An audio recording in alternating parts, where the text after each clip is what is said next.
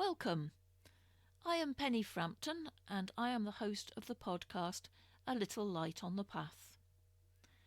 A Little Light on the Path is a series of talks about esoteric philosophy from a practical and experiential perspective. I'll be describing intellectual concepts, but from the point of view of how they impact our lives and our spiritual journey, how those ideas work out through our ordinary daily lives. In other words, how to live an ordinary life in an extraordinary way. Today I want to continue to talk about the basic fundamentals of spiritual living, the basics of a spiritual-led life, spiritual practice 101 if you like. I introduced in my last podcast the idea of man know thyself, and how important it is to understand all aspects of the personality, the physical, the emotional and the mental aspects. We covered how to become aware of and how to take care of the physical form and the reasons why that is so important before undertaking any potentially powerful spiritual practices. In this podcast, I'm going to talk about the emotional or astral aspects of the personality, and the importance of becoming aware of them at a very basic and fundamental level. So first of all, it is important to understand and to remember that you are not your emotions. Emotions are simply different qualities of energy experienced by the personality and given a name by the mind, so it can file them and remember them. A quality of sadness you experience is different to the same quality experienced by someone else, but in order to communicate, our minds label similarities of experience and what they might be related to. These experiences of the qualities of energy inform your character.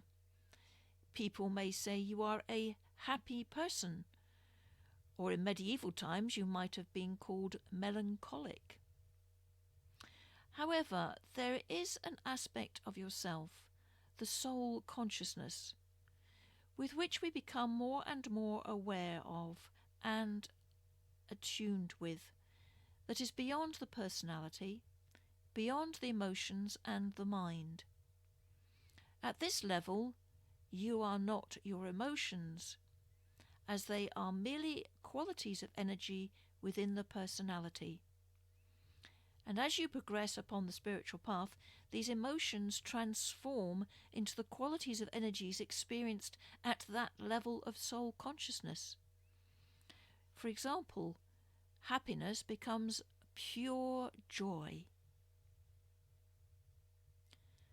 So how do we gain good emotional health? Well, the first step, obviously, is to become aware of your emotions. It's surprising the number of people who are not aware of what they are feeling. And that's because they are run by their emotions. They are controlled by them at a subconscious level. Therefore, the first thing we must do is to become aware of any emotions that are running you or controlling you. And this takes practice. But simply stop at any moment and think to yourself, become aware of what you are feeling in that moment.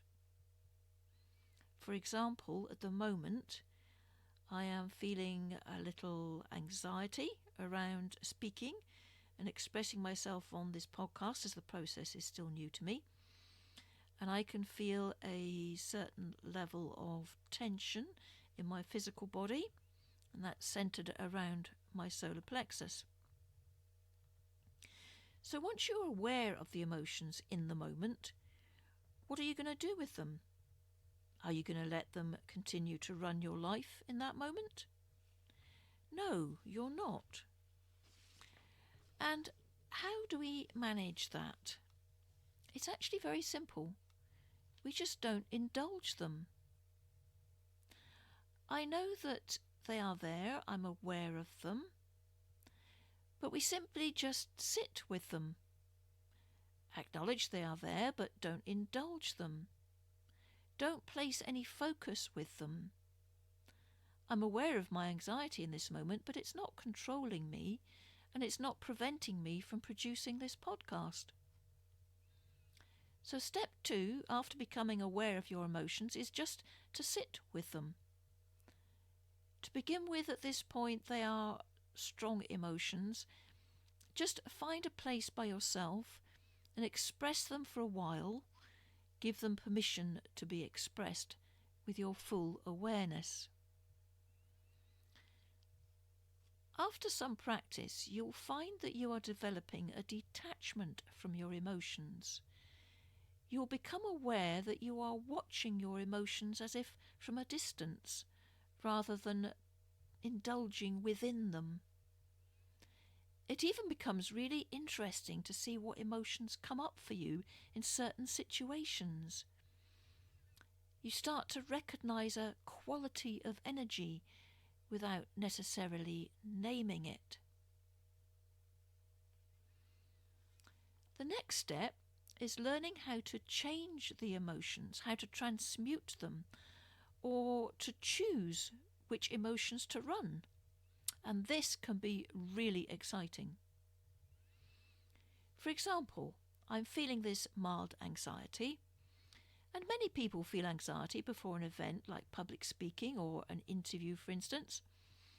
So I'm experiencing a quality of energy with certain physical sensations associated with it, and my mind has labelled it anxiety. And anxiety, I have learnt, comes with nervousness, another labelled quality. And that it is well known that this can prevent someone from doing something that they want to do, make them show potentially negative behaviours perhaps. And it is all a learned behaviour. So what if I relabelled what I am experiencing as excitement, and retrain my mind to associate this quality of experience as positive expectation of a good or new event? Now in this moment I feel excited, not anxious, and the feelings in my body have shifted as well. Excitement is a bubbling energy in my chest, very different from the tension I had earlier in my solar plexus. Again, this takes practice and experimentation. The spiritual path is all about experimentation. You are not your emotions, and your emotions are what you choose them to be. Later, you will have renamed and reclassified any emotions that negatively impact you, and you can play with evoking different emotions at will. This is the beginning of being able to invoke more soul consciousness qualities of energy like joy, divine love, compassion, at will. So to recap: 1. Become aware of your emotions. 2. Don't indulge them. 3. If necessary, simply sit with them, acknowledge them, and experience them. 4. Develop detachment. Remember, you are not your emotions. And 5. Play with renaming them. Play with evoking them. So now we get to the why. Why is it an important fundamental spiritual practice to work with your emotions? Because when you start connecting or channeling potentially powerful, very clear spiritual energies, do you really want them to be coloured or sullied or affected by the emotions that are controlling you? That's like running pure water through a dirty hose. And not only that, how are you going to discern these wonderful pure energies of soul consciousness if you cannot discern your own to start with? There is another reason, however, and it is to do with fundamental health. The physical body, the material that makes up your body, is formed upon a blueprint created out of etheric matter.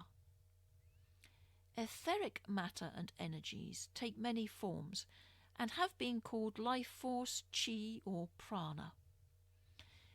But it also forms that magnetic blueprint that attracts physical particles to create and maintain your physical form. Within this etheric form are several vortices or centres of energy. Most people will call these centres chakras, and there are in fact many more than just the 7. But each of these main 7 vortices are aligned to physical organs in the body. And in fact, the physical organs are a representative of that etheric centre. And the organs they are aligned to are called the endocrine glands. These glands, through the distribution of hormones, maintain and regulate balance within the body. For instance, they are controlling the production of insulin or adrenaline. Then, aligned also with the etheric centres, are the 7 vortices within the emotional or astral body. So therefore, whatever emotion is affecting the astral body will exit through those vortices, through the etheric centres, straight into the body and affect the endocrine glands. If the astral body is often in a state of anger, this affects the spleen, for instance, and you may develop gastric problems. If you indulge anxiety, it affects the solar plexus, which is connected with the diaphragm and breathing, the stomach and upper digestive tract, and you may develop asthmatic problems or stomach ulcers as a result. And if this is your normal state of health, and you start potentially powerful spiritual practices, channeling energy through these centres, it will escalate and exacerbate any underlying physical health problems that you may have. But the more you become aware of your emotional conditions, the more you come to understand the underlying physical patterns as well. The one is linked inextricably to the other. Work with your emotional health and your physical health will improve also. Another association between emotions and the physical body is that of repressed or controlled emotions. They cause blockages within the energy flow of the astral, etheric, and therefore the physical body. They can also be stored in the musculature, causing skeletal structures to be pulled out of place. I spent many years as a practicing deep bodywork masseuse and worked with deeply trapped emotions all the time. I had fit young men in tears on my table and women finally expressing their anger. Emotions affect people in so many different ways, and it is so important to become aware of this within your own life. Another thing to become aware of and to work with are emotional triggers. What triggers your deep emotions, and why? When you find yourself being triggered, try and use the steps described earlier. If you can, excuse yourself from the situation triggering you, even if it's just for a few minutes, and just sit with the emotion. Acknowledge it, and try and achieve a level of detachment. And be aware if, for instance, you find yourself angry with someone, it might not be that you are particularly angry with them, but rather something they said, their tone, or something they did triggered unconscious behaviours to do with past experiences. And I will be talking about subconscious behavioural patterns and how to work with them in a future podcast. I'll give an example. I recently experienced being triggered at work. I have very strong but loving boundaries about what I will or won't do at work.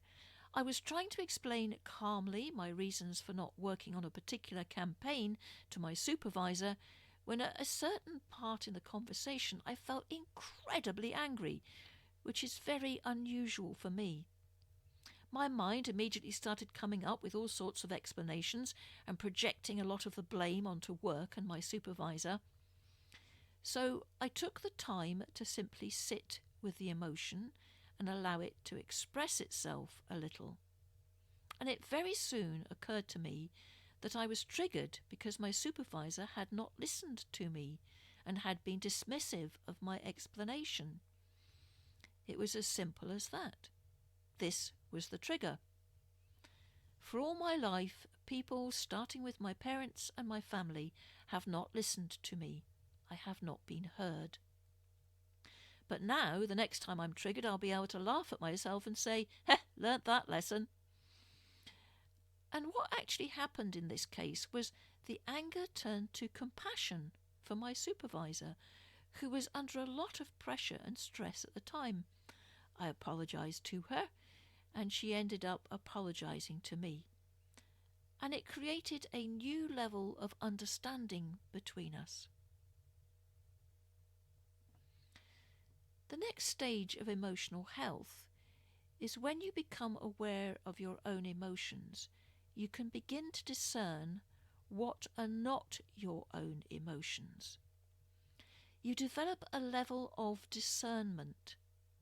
And as you progress along a spiritual path, you eventually develop a very strong empathy and start to pick up on the emotions of others. Become aware of suddenly feeling down or angry for no apparent reason, especially when you're with friends or family. If you're anxious or fearful when company is discussing the news, for instance, or overexcited when with a crowd, perhaps at a football match or a music festival. Now, I'm not saying don't allow yourself to feel excited, just become aware of what is your own excitement and what is the emotion of the crowd. Practice discernment, particularly when it comes to manipulation by advertising and by the media. Also start to become aware of the animal part of the brain and the fight and flight responses to potentially dangerous situations. Those patterns are still in place even though we are no longer chased by predators or warring tribes.